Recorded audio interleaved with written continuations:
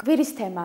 ოკუპირებულ აფხაზეთში რუსეთის მიმართ უკმაყოფილება მატულობს, რაც ბოლო დროს განსაკუთრებით აქტუალურია აფხაზურ საზოგადოებასა და მედიაში.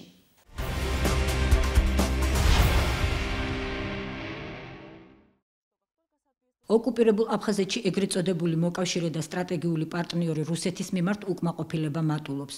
ეს ბოლო დროს განსაკუთრებით შეიმჩნევა აფხაზურ საზოგადოებასა და მედიაშიც კი.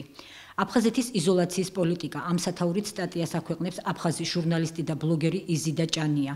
ჟურნალისტი მიმოიხილავს რუსეთ-თურქეთ-აფხაზეთის ამჟამინდელ ურთიერთობას და აღნიშნავს, რომ რუსეთმა აფხაზეთი იძულებული გახადა თურქეთთან არაოფიციალური ურთიერთობებიც კი გაეწყვიტა. ეს აფხაზეთის იზოლაციის პოლიტიკაა, რომელსაც რუსეთის პოლიტიკური ისტაბლიშმენტი მთელი ომის შემდგომ წლებში ატარებს, ასკუნის ჭანია. აფხაზეთის ეგრეთ წოდებულმა პრემიერ-მინისტრმა არტურ მიქვაბიამ თავისი განკარგულება თურქეთთან ეკონომიკური ურთიერთობების შეზღუდვის შესახებ განმარტა როგორც აფხაზეთისა და რუსეთის ფედერაციის კოორდინირებული საგარეო პოლიტიკა, რომელიც ჩაწერილია ეგრეთ წოდებული სტრატეგიული პარტნიორობის შესახებ რუსეთ-აფხაზეთის შეთანხმების მეოთხე მუხლში. აქვე მივაქცევ ყურადღებას იმას, წერს ჟურნალისტი, რომ იმავე მუხლს აქვს გაგრძელება, რომელიც ასე ჟღერს. რუსეთის ფედერაცია ყველანაირად ხელს შეუწყობს აფხაზეთის რესპუბლიკის საერთაშორისო კავშირების გამტკიცებას, მათ შორის მისი დამოუკიდებლობის მაღიარებელი სახელმწიფოების წრის გაფართოებას. დაწვრილებით აანალიზებს რუსეთის დაპირებებს იმედგაცრუებული აფხაზი ჟურნალისტი და დასძენს, რომ რუსეთ-აფხაზეთის შეთანხმების არსებობის მანძილზე აფხაზეთის ეგრეთ წოდებული სახელმწიფოს წინაშე დასახული ამოცანების გადასაჭრელად ის ვერ ხედავს რუსეთის როგორც სტრატეგიული პარტნიორის მოქმედებას. აი ასეთი გამოვიდა სტრატეგიული პარტნიორობა, ასკუნის ჭანია. ქართველი პოლიტოლოგები მიიჩნევენ, რომ აფხაზურ საზოგადოებას რუსეთმა მოლოდინები გაუცრუა და შედეგად ჩიხური მდგომარეობაა შექმნილი ოკუპირებულ აფხაზეთში. მოლოდინი იყო აბსოლუტურად სხვა აფხაზური ელიტისგან, მათ ეგონათ, რომ რუსეთმა რადგან აღიარა მათი დამოუკიდებლობა, ის იქნებოდა ასევე გარანტი ამ დამოუკიდებლობის, თუმცა ჩვენ როგორც ხედავთ, მოვლენები ცოტა სხვა მხრივ ვითარდება. რუსეთი ცდილობს, რომ აფხაზეთი არა თქვათ ხელი შეუწყოს მის დამოუკიდებლობას, არამედ პირიქით დააკრინოს მისი სუვერენიტეტი და ამისი უამრავი თქვათ ნიშანი არის, მათ შორის ერთ-ერთი თქვათ იგივე, როდესაც ჩავიდა ვლადისლავ სურკოვი სოხუმში და აიძულა აფხაზეთის ხელისუფლება, სასაცილოც კი არის ამ მხრივ ეს თქვათ, რომ აფხაზეთმა დაუწესა სანქციები თურქეთს, რაც მართლა ცოტა არ იყოს გასაკვირი არის და რაც თავარია, ეს კიდევ ერთხელ ადასტურებს იმას, თუ რაოდენ დიდი ზეგავლენა აქვს კრემლს აფხაზეთის დღევანდელ ხელისუფლებაზე და ამას მე მგონი თვითონ აფხაზებიც ხვდებიან, იმიტომ რომ ფაქტიურად მათ არ აქვთ სივრცე დამოუკიდებელი პოლიტიკის გატარების, ეს იქნება საგარეო მიმართულებით თუ საშინაო მიმართულებით და რაც თავარია, ისინი ასევე ხედავენ, რომ რუსეთი უკვე აღარ არის დაინტერესებული, რომ განამტკიცოს იგივე აფხაზეთის სუვერენიტეტი. ეს თუნდაც იმ ფაქტებიდანაც ჩანს, რომ თქვათ 2008 წლის შემდეგ რუსეთმა ასე თქვათ მოისყიდა რამდენიმე სახელმწიფო და მათ შორის რამდენიმე კუნძულოვანი სახელმწიფო, რომლებმაც აღიარეს აფხაზეთის დამოუკიდებლობა. ამის შემდეგ მათ შეწყვიტეს ეს ცდელობა, გამომდინარე იქიდან, რომ ისინი მიხვდნენ, რომ ეს მათ ინტერესში, სტრატეგიულ ინტერესებში აბსოლუტურად არ არის და აქედან გამომდინარე, ჯერჯერობით თუ სიტუაციას გადავხედავთ, ესეთი სიტუაცია ჩანს, რომ ამ ეტაპზე რუსეთი არ არის საბოლოოდ ჩამოყალიბებული თუ რა უნდა მოუხერხოს თქვა სამხრეთოსეთს და აფხაზეთს. პირველი თქვა ისინი ამ ეტაპზე არ არიან მზად პირდაპირ ანექსიისთვის, როგორც ეს მოხდა თქვა ყირიმის შემთხვევაში. ჯერჯერობით ისინი ცდილობენ ორივე კონფლიქტი გამოიყენოს საქართველოს ზეწოლის მექანიზმად და კონკრეტულად მისი საგარეო პოლიტიკური თქვა ორიენტაციის შესასვლელად. რუბლის დევალვაცია და ეკონომიკური კრიზისი, რომელსაც ადგილი აქვს რუსეთში, იწვევს უკმაყოფილებას მთლიანად მთელი რუსეთის მოსახლეობის. და მათ შორის იმ ტერიტორიების, რომელსაც რუსეთი აკონტროლებს, რომლის ფინანსებზეც არის დამოკიდებული, ის რაოდენობა რუბლის, რომელსაც აფხაზეთს აწვდიდა დოტაციის სახით რუსეთი, არ გაზრდილა და სინამდვილეში შემცირდა ორჯერ მისი მსყიდველუნარიანობა წელიწადნახევრის განმავლობაში. აფხაზეთის მოსახლეობის ნაწილი მოელოდა, რომ რუსეთთან ესეთი სახით გაერთიანება უზრუნველყოფდა მათ კეთილდღეობას.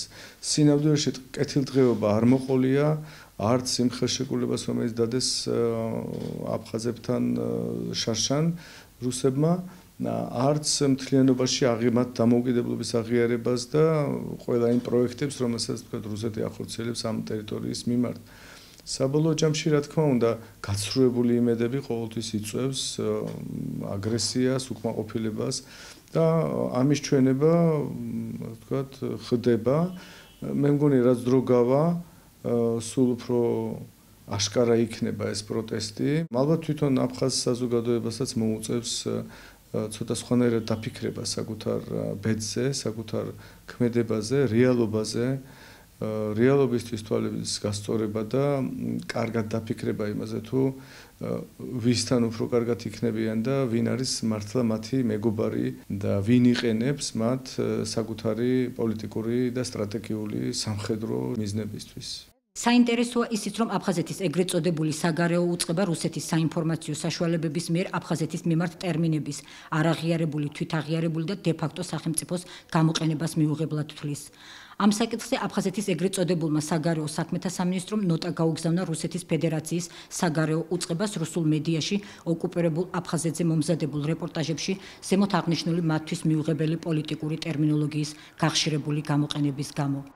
ისინი ელოდნენ, რომ რუსეთის ხელისუფლება, ასე ვთქვათ, დაეხმარებოდა მათ იგივე, იმიტომ რომ რუსეთს აქვს უზარმაზარი საინფორმაციო საშუალებები, რომლის მეშვეობითაც მათ შეეძლოთ, ასე ვთქვათ, აი ამ საკითხში მათი დახმარება, მაგრამ როგორც ჩანს, ამ საკითხზე რუსეთს ცოტა სხვა შეხედულებები აქვს, რაც რა თქმა უნდა, აფხაზების არის მიუღებელი, გამომდინარე ისინი ამბობენ, რომ ჩვენ ვართ სტრატეგიული პარტნიორები რუსეთის, ჩვენ ვართ მოკავშირეები, ჩვენ აბსოლუტურად ყველა მოთხოვნა დავაკმაყოფილეთ რუსების და ამ დროს, თქვათ, ისინი მხარს არ გვიჭერენ აი ამ იდეოლოგიურ ბრძოლაში, რომელიც დაკავშირებულია ამ საკითხებთან, რომელიც აფხაზებისთვის მნიშვნელოვანია. ექსპერტ კახა გოგოლაშვილს კი ამ საკითხზე განსხვავებული პოზიცია გააჩნია. ეს არის გათამაშებული, რა თქმა უნდა, სპექტაკლი. რუსეთის ხელისუფლება სჭირდება რაღაც დამატებითი არგუმენტი იმისთვის, რომ აკრძალოს ესეთი ტერმინების, ოფიციალურად აკრძალოს ესეთი ტერმინების არსებობა რუსულ საინფორმაციო სივრცეში. ჩვენ კარგად ვიცით, ვინც იყენებს ესეთ ტერმინებს, იყენებენ დოჟძი, RTV-i და სხვა ოპოზიციური თავისუფალი პრესის წარმომადგენლები. პრაქტიკულად ამით უნდა რომ ამ თავისუფალი პრესის წარმომადგენლებს შეუზღუდოს შესაძლებლობა რომ მათი ლაპარაკონ სიმართლეს, საერთაშორისო სამართლებრივად გამართლებული ტერმინები არ გამოიყენონ რუსეთის ფედერაციის ტერიტორიაზე. სხვა ჩვენ თუ ნახავთ, არც ერთი ოფიციალური ან კრემლს დაქვემდებარებული, ასე ვთქვათ, ტელევიზია საიტი არ იყენებს ესეთი სახის ტერმინებს. ისინი ამბობენ აფხაზეთი, სამხრეთ ოსეთი და ახსენებენ მათ როგორც დამოუკიდებელ ქვეყნებს. ამიტომ ეს არის გათამაშებული სპექტაკლი, რა თქმა უნდა, ნოტის გაგზავნა ამისთვის რატო იყო საჭირო, რომ კონდეთ მათ საფუძველი, რომ აი საერთაშორისო მოთხოვნა არის და ამიტომ ვიწყებთ ამას და არა იმიტომ რომ რაღაც რეპრესიები გვინდა, ასე ვთქვათ, თავისუფალი პრესის მიმართვა. სანამ ოკუპირებული აფხაზეთი ეგრეთ წოდებული მოკავშირე რუსეთისგან პასუხის მოლოდინშია, კრემლი მის მიერ ოკუპირებულ ტერიტორიაზე გეგმის მიხედვით მოქმედებს. აფხაზეთში მიმდინარეობს რუსეთის სამხედრო ბაზის ქვედანაყოფების საბრძოლო მოქმედებებისთვის მზადყოფნის გეგმიური შემოწმება. სასწავლო წვრთნებში ჩართულნი არიან სამხედრო ბაზის ყველა სამხედრო მოსამსახურე და სამხედრო ტექნიკის 400-მდე ერთეული. მათ შორისაა თანამედროვე ტანკები, ჯავშანტრანსპორტიორები, ქვეითთა ჯარის სამხედრო მანქანები. როგორც პოლიტოლოგები აცხადებენ, რუსეთი ამ სასწავლო წვრთნების ჩატარებით ცდილობს ძალის დემონსტრირებას დასავლეთისა და ქართული საზოგადოების წინაშე. გეოპოლიტიკური თლიანად ლანდშაფტი არის საკმაოდ დაძაბული რუსეთის დასავლეთის დაპირისპირების ფონზე და განსაკუთრებით თურქეთ-რუსეთის დაპირისპირების ფონზე და აქედან გამომდინარე რუსეთი ცდილობს რომ მზადყოფნაში მოიყვანოს თქვათ იგივე თავის შეერაღებული ძალები თუნდაც ოკუპირებულ ტერიტორიაზე მთლიანად კავკასიაში იმ გაუთვალისწინებელი თქვათ სცენარისთვის რომელიც შეიძლება თქვათ განვითარდეს თქვათ იგივე თურქეთსა და რუსეთს შორის ან არ ვიცი სხვა ვითარებაში და აქედან გამომდინარე ეს ალბათ ამ კონტექსტში უფრო ჯდება ამით უბრალოდ კიდევ ერთხელ შეახსენებს თქვათ იგივე თქვათ რეგიონალურ სახელმწიფოს როგორც არის თურქეთი ასევე დასავლეთს რომ ის არის ბატონ პატრონი და ის აკონტროლებს რეალურად ამ ტერიტორიებს და ასევე საქართველოს ხელისუფლებას რომ ნუ გარკვეულწილად ასე ვთქვათ აღიაროს ეგრეთ წოდებული რეალიები რომელიც თქვათ ამ ოკუპაციის შემდეგ დგას და ნუ ეს ასევე არის მექანიზმი რომ გარკვეულწილად ზეგავლენა მოახდინოს ქართულ საზოგადოებრივ აზრზე რომ თქვათ თუ მოხდა და თუ არის შესაძლებელი რომ საზოგადოებრივი აზრი გაიხლიჩოს თქვათ იგივე ამ პროდასავლურ კურსთან დაკავშირებით რომ ქართულ საზოგადოებაში გამოჩნდეს მეორე ასევე ძლიერი ბანაკი რომელიც იქნება პრორუსული და რომელიც უფრო მხარს დაუჭერს თქვათ საქართველოს გაწევრიანებას ევრაზიულ კავშირში გეგმიური წვრთნები ყველგან ტარდება ყოველთვის ტარდება ის რაც გათვალისწინებულია განაწესით და რაც გათვალისწინებულია რაღაც ბიუჯეტით და გეგმით ის ყოველთვის ხორციელდება. სხვა არის ახლა როგორ კორუფციულად იყენებენ ესეთ წვრთნებს და ასე შემდეგ. წვრთნები არის იმის საშუალება, რომ შენ გაიღო საკმაოდ მნიშვნელოვანი ხარჯი, რომელიც დათვლაც არის საკმაოდ რთული. ანუ რეალურად რამდენი ტყვია გაისროლე და რამდენი საწვავი დახარჯე და ასე შემდეგ, ძნელი დასათვლელია. აქედან შეიძლება კორუფციული, თქვათ, მოგება ნახოს იმ პირებმა, რომლებიც ამას ჩართული არიან. ჩვენ კარგად ვიცით, რომ რუსულ ჯარში არსებობს კორუფცია და საკმაოდ მაღალ დონეზე. მეორე არის ის, რომ რა თქმა უნდა, რუსეთს რო ყავს ჯარი აფხაზეთში, მას ჭირდება ამის დემონსტრირება, ამის საშკაროზე გამოტანა და ჩვენება. აქ არის პრესა, ტელევიზია, რომელიც იღებს ინფორმაცია, რომელიც წერდება, რომ ეს არის მზადყოფნაში ყოველთვის მყოფი შეიარაღებული ძალა და ის პრაქტიკულად აჩვენებს მეზობლებსაც და საკუთარ მოსახლეობასაც, რომ ის რეალურად აკონტროლებს ამ ტერიტორიას და მზად არის იმისთვის, რომ სამხედრო ძალით დაიცვას ეს ტერიტორია ნებისმიერ შემთხვევაში. ერთი არის დაცვა, მაგრამ ამის გარდა არსებობს კიდე სხვა სახის ამოცანებიც მოახდინო იმის დემონსტრირება და მომზადება იმისთვის, რომ თუ საჭირო იქნება განახორციელოს შემდგომი ექსპანსია, შენი შეიარაღებული, თქვათ, ფორმირებების გადაადგილება კიდევ უფრო ღრმად საქართველოს ტერიტორიაზე. კიდე ერთი ფაქტორი ჩნდება აქ, ეს არის თურქეთის ფაქტორი, ანუ თურქეთისთვისაც საჭიროა ალბათ ჩვენება და მომზადება იმ შემთხვევაში, თუ მათ დაჭირდებათ რაღაც სერიოზული ესკალაციის შემთხვევაში თურქეთთან თუ მათ დაჭირდებათ საქართველოს ტერიტორიის დამატებით ოკუპირება, ისინი იქნებიან ამისთვის მზად. თავის მხრივ აფხაზები ცდილობენ მათთვის სასურველი საერთაშორისო კავშირები განამტკიცონ. ახლახან ბერლინის თავისუფალი უნივერსიტეტის მიწვევით აფხაზეთის ეგრეთ წოდებულმა სრულუფლებიანმა და მუდმივმა წარმომადგენელმა გერმანიის ფედერაციულ რესპუბლიკაში ხიბლა ამიჩბამ ლექცია ჩაატარა თემაზე აფხაზეთი ქვეყანა აღორძინებული სახელმწიფოებრიობით. შეხვედრას ასევე ესწრებოდნენ გერმანიაში საქართველოს საელჩოს წარმომადგენლები. ამის შესახებ ინფორმაცია აფხაზურმა მედიამ გაავრცელა. აღნიშნულ საკითხთან დაკავშირებით ჩვენ საქართველოს საგარეო საქმეთა სამინისტროს მივმართეთ.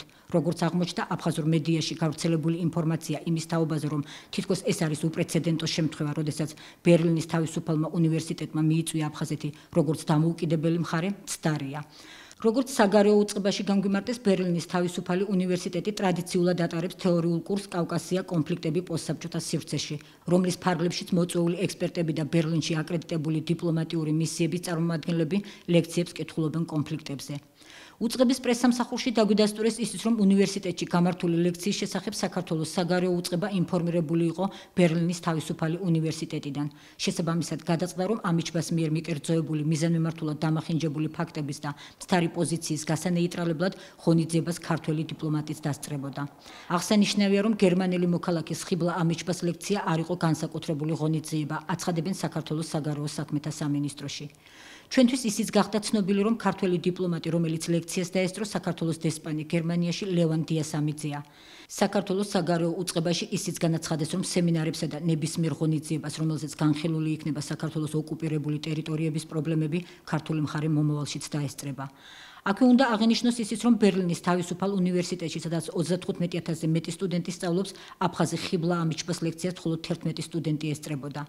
კარგია, რომ მსგავსი დონის სასწავლებელში, როგორიცაა ბერლინის თავისუფალი უნივერსიტეტი, საქართველოში არსებულ კონფლიქტებზე მსჯელობენ, მაგრამ პროექტის ორგანიზატორები ფრთხილად უნდა მოეკიდონ ქართულ-აფხაზური ურთიერთობების თემას და ვიმედოვნებთ, რომ ამაში მათ გერმანიის ფედერაციულ რესპუბლიკაში ჩვენი საელჩო წარმომადგენლების კომპეტენტური და მკაფიო პოზიცია დაეხმარებათ.